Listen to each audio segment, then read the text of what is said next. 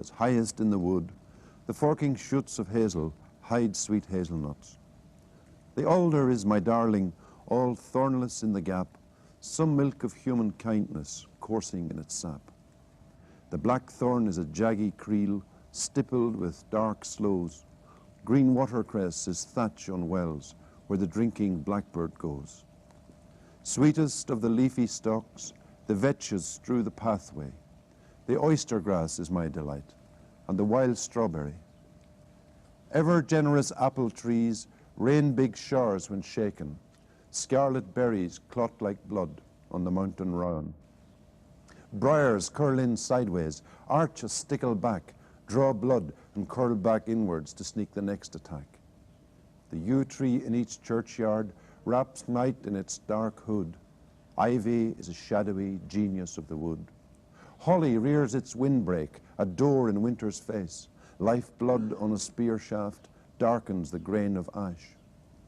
Birch tree, smooth and pale-skinned, delicious to the breeze. High twigs plait and crownate, the queen of trees. The aspen pales and whispers, hesitates. 1,000 frightened Scots race in its leaves. But what disturbs me most in the living wood is the heaving to and fro of an oak rod. That's a poem which was written originally maybe 1,000 years ago, spoken by a man called Sweeney from Resharkin in County Antrim, actually, in the Irish language. I translated it 4 or 5 years ago and just called it Sweeney Praises the Trees.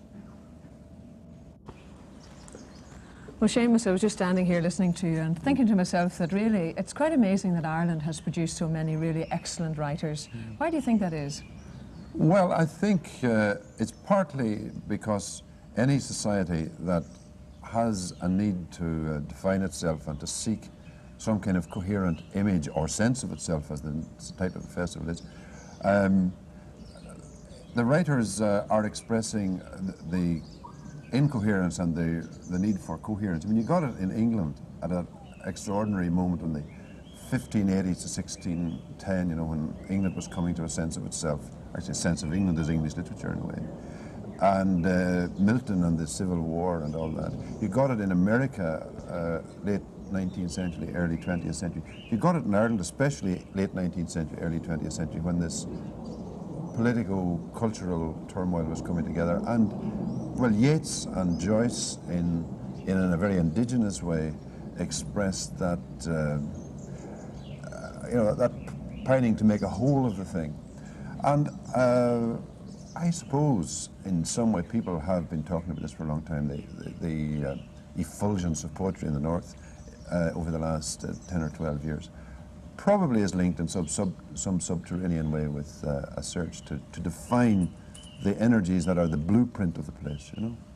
It's interesting, actually, that the festival has been launched on the anniversary of Joyce's birthday.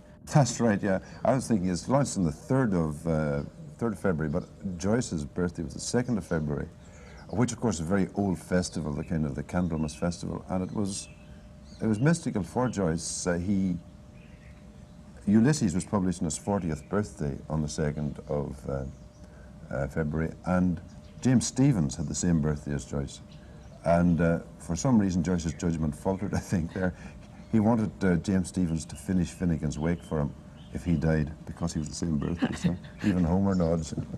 Taking the sense of Ireland, I mean, over the 6-week period, and taking all the other arts that are included in the festival, how important do you feel the literature side is?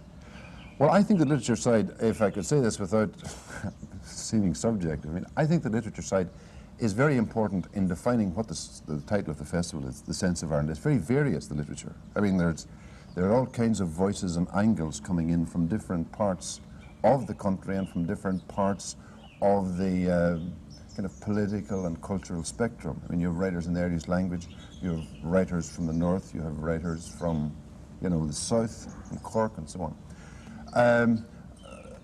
I don't know what the English public will see or respond to.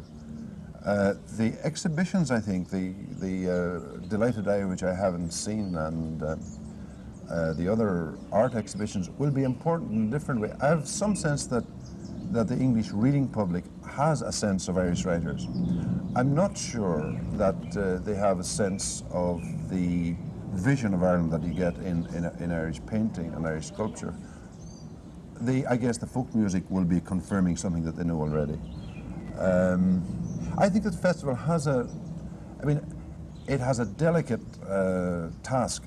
It has to be, I would say, it has to be a revelation of what Ireland's sense of itself is. You know, the danger in these situations is to be too provincial and to show off to the metropolis, you know, and that's exactly the kind of thing that is risky.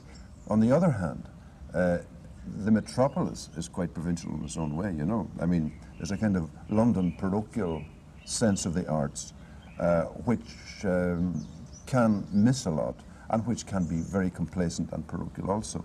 So I think it has to be a revelation and not a public relations job, and just to declare casually but firmly, well, this is it, you know, here we are.